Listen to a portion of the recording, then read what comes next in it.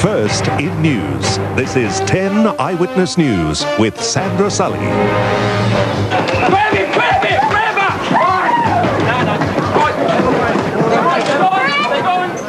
Good evening. The ugly side of the nation's post-Christmas sales tonight in 10 Eyewitness News.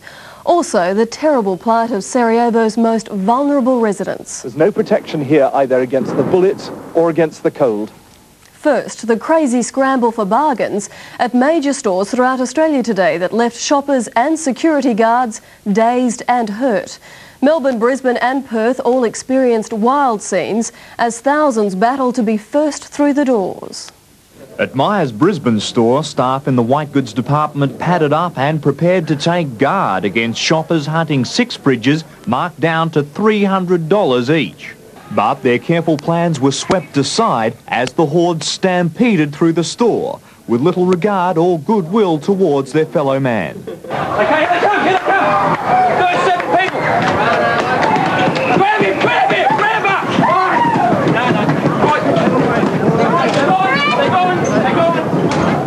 him! Some of those who'd missed out tried in vain to wrench away the bargains from those first in. A similar story in Perth, where 10,000 people stormed into Myers City store.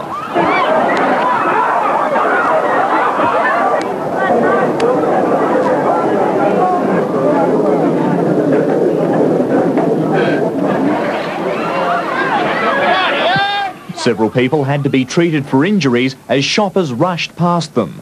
There were grazes, fractures and several asthma attacks in the frenzy. Even for die-hard shoppers, it was too much. Never again. What happened? Never again. Oh, just the crowd. It's just stupid. Only in Melbourne was there some semblance of order, even though more than 100,000 people crammed into the Burke Street store in the first hour. They're expected to set an all-time shopping spree record. Alan Murrell, 10 Eyewitness News. Just 20 days into Operation Restore Hope, and the first big goal has been achieved ahead of schedule. Troops have secured the 8th and final food distribution point, the town of Belahuane, 400 kilometres northwest of Mogadishu. More than 200 US and Canadian troops swooped into the town by helicopter. The multinational task force will now spread deep into Somalia's interior to keep food aid from looting gunmen. The US aircraft carrier Kitty Hawk tonight is steaming back to the Persian Gulf from Somalia to bolster air patrols of the no-fly zones over Iraq.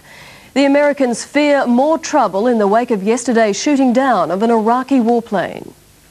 The Kitty Hawk replaced the USS Ranger, which was deployed in the Gulf before being diverted to Somalia.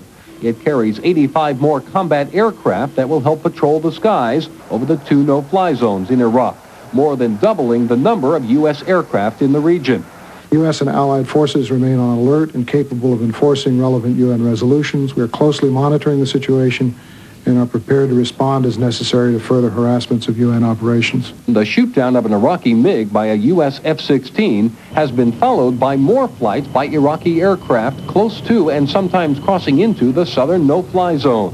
What one Pentagon official called a noticeable step-up in harassment is raising new concern Saddam Hussein is testing the resolve of the U.S. and its allies. Saddam Hussein has been always testing the system of UN constraints, and this has been going on since the fall. Neither the United States nor the UN had any effective reaction. Meanwhile, the Pentagon confirms it was a $500,000 AMRAAM air-to-air missile like this one that downed the Iraqi MiG. The first combat use of the missile system that was plagued with production problems, and the first time a U.S. Air Force F-16 has shot down another plane in a dogfight. That F-16 and other Air Force planes are based in Saudi Arabia, something the Pentagon doesn't publicly acknowledge because of Arab sensitivity about the issue. Another reason the U.S. wants more carrier-based aircraft in the mix. Hanging in the balance tonight, a treaty to eliminate the most deadly category of nuclear weapons. US and Russian foreign ministers are in Geneva trying to clinch a deal. U.S. Secretary of State Lawrence Eagleburger says he and Russian Foreign Minister Andrei Kosovo will work as hard as we can to complete a new arms agreement between the two countries. But he brushed aside assertions a deal had already been made. U.S. officials said earlier they were encouraged by the discussions held today adding that there was progress. The latest round of negotiations under the Strategic Arms Reduction or START talks strive to eliminate land-based multiple warhead missiles. An agreement would cut down the number of nuclear warheads in the U.S.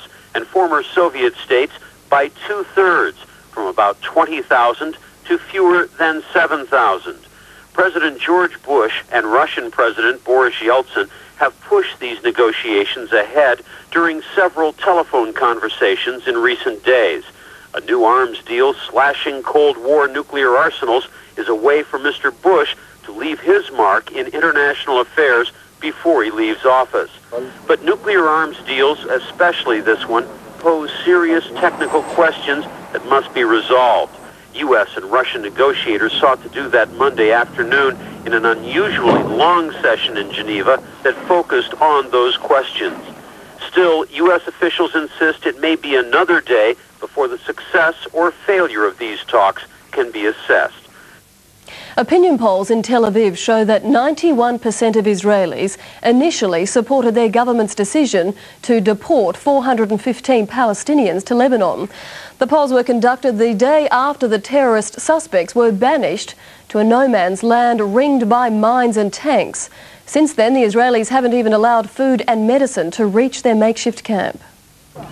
This is the Jabalia refugee camp in Gaza, where Palestinians demonstrating against the mass deportation were dispersed by Israeli soldiers firing tear gas and plastic bullets. Despite street protests and growing international pressure, Israel is refusing to relax its hardline stance on the deportees. Arab leaders tried to deliver food to the 415 Palestinians who remain trapped between Israel and Lebanon. But Israeli border guards refused to let the convoy through to the deportees' camp. All the Arab leaders could do was offer prayers for their brothers who are now facing increasingly inhospitable conditions in the no-man's land. The expelled Palestinians were today observing a fast to conserve what food they have.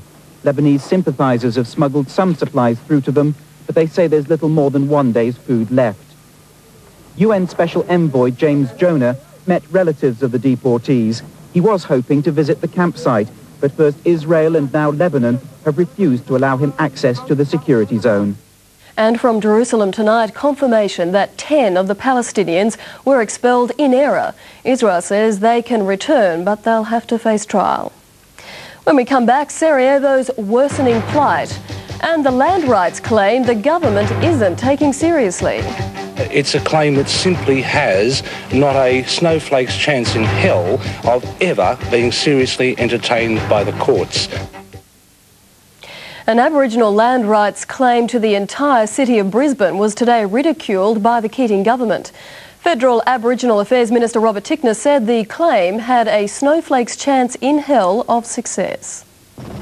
The heart of Brisbane is at the centre of the latest land rights claim. The Mulunjali people say they can prove ceremonial and sacred links with all of Brisbane's central business district, and that adds up to around 50 hectares. That option would then be open to the Mulunjali people to then ask for every person living on their land to pay rent, yes. The claim follows the Mabo ruling, which overturned the long-held view that Aboriginal people had no legal title to land before European settlement. The federal government slammed today's claim and says it has no legal basis and won't succeed. The fact of the matter is that the High Court of Australia has slammed the door shut absolutely on any kind of claim over privately owned land or land in the central business district of cities. And it is foolhardy and I think dangerous to give Aboriginal people hope that the courts will address their land aspirations where they've been dispossessed absolutely. The federal government has entered into discussions with the states, the mining industry and Aboriginal groups to clarify the question of land ownership. That process is due to finish by the end of next year. Stephanie Kennedy, 10 Eyewitness News. Concern for a colony of fairy penguins at Jervis Bay on the New South Wales south coast. The bay is heavily polluted with algae. In the murky water, adult penguins may not be able to hunt food for their young. The bay became a giant algae pool last week, and for a time it was feared the bloom could be deadly blue-green algae. But tests by the EPA have now confirmed the bloom is not toxic. There have been small events like this in the past, but nothing this size. But there's still a problem for the penguins. park rangers are keeping a constant watch on the birds, the young, dependent on their parents for food, are most at risk. Seems to be quite healthy. It's got good condition on the chest here, full of life, doesn't like being outside, so we won't keep him too long. Quite a number of chicks appear to have been abandoned by their adult parents, possibly because they're unable to feed in such murky waters. A number of dead birds have already been found on Bowen Island, the main breeding ground, but so far there's been no mass starvation. What we've seen so far is no more than what we've normally encountered on the island over the last few years. There's little the authorities can do about the murky water conditions. On the positive side, experts say the breeding season this year has been very good, and many of the penguin young are already able to fend for themselves in the bay. Guy Bevanakwa, 10 Eyewitness News. United Nations forces in Bosnia have expressed alarm at a build-up of Muslim forces on a mountain overlooking Sarajevo. They believe it could be an attempt to break the Serbian siege. The threat of an all-out assault coincides with the onset of winter. Sarajevo's most vulnerable residents have begun dying in the icy cold. It used to be rather luxurious. Now a lot of it has been closed down because of war damage. There's a hard job just keeping one room on each floor heated. Snipers in the building behind make it dangerous even to get fuel. In the past few months, several of the staff and patients have been killed or wounded. Since it lies beside the Serbian lines, Serbian soldiers use its corridors as a shortcut to their positions. Watch out for snipers, he says. But the real enemy is the cold. 8 of the old people here have died in the past 4 days from hypothermia. This elderly woman would, the nurses said, be dead by tonight. Others huddle under their skimpy blankets, trying to keep warm. It's clean and well looked after, but there aren't enough blankets and there aren't enough stoves, so the wards are unheated. And there's nothing to stop the cold getting in. The snipers have seen to that. There used to be 100 staff here. Now there are only 6 to look after 120 old people. They've stayed from a sense of duty. If you could ask the outside world for help, I said, what would you want? Heating, clean sheets, and more nurses, they said. It's a dreadful way to end a long life. This woman is dying, and perhaps the last sound she hears is a sniper's rifle. You may not have heard much about Kosovo. It's a province on Serbia's southern border. Fighting could spread there from Bosnia. The Bush administration is threatening to use force if the violence in the Balkans spills over into Kosovo, a province of mostly ethnic Albanians. President Bush has sent a message to Serbian President Slobodan Milosevic and the commander of the Yugoslav army. It says, in part, the U.S. will be prepared to use military force against the Serbs in Kosovo and in Serbia proper if the Serbs decide to move into the province. Officials worry that an invasion of Kosovo, a formerly autonomous province southeast of Bosnia-Herzegovina, would bring Albania and other countries into the ethnic battle and end any hopes for a peace agreement. Serbs consider Kosovo an integral part of their national pride. It's the site of 5 historic monasteries and a major battle with the Turks in the 14th century. United Nations Secretary General Boutros Ghali is also meeting with officials of the former Yugoslavia to talk about possible U.S. or other nations' unilateral military action. The question is, will the fighting factions take the threat seriously? They've been committing aggression for month after month in Bosnia, and we've sat on our hands and done absolutely nothing to oppose it. And now we send them a letter saying, well, if you go on to the next territory, watch out. I'm not sure they're going to believe us. Next, will Bondi become a user pays beach? And what odds Australia in the MCG test? Oh, that's got him now. That's well bowled by Matthews. Australia has a tight grip on the second cricket test against the West Indies in Melbourne. The Windies finished day 4 at 1 for 32 in their second innings, chasing 359 for victory. Earlier, Australia struggled to 196 in their second innings. A defiant 67 from Damien Martin held the side together. Australia's batsmen were always going to face a tough day on a cracking and increasingly unpredictable pitch.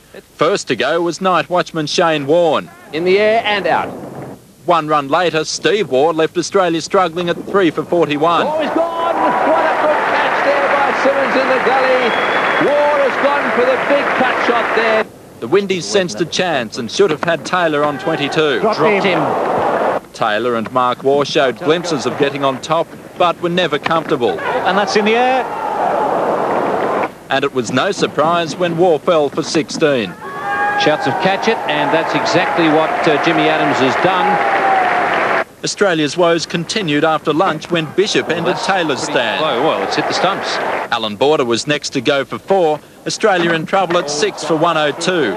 Curtly Ambrose ensured he kept cool before Courtney Walsh claimed Australia's 7th wicket. Ian Healy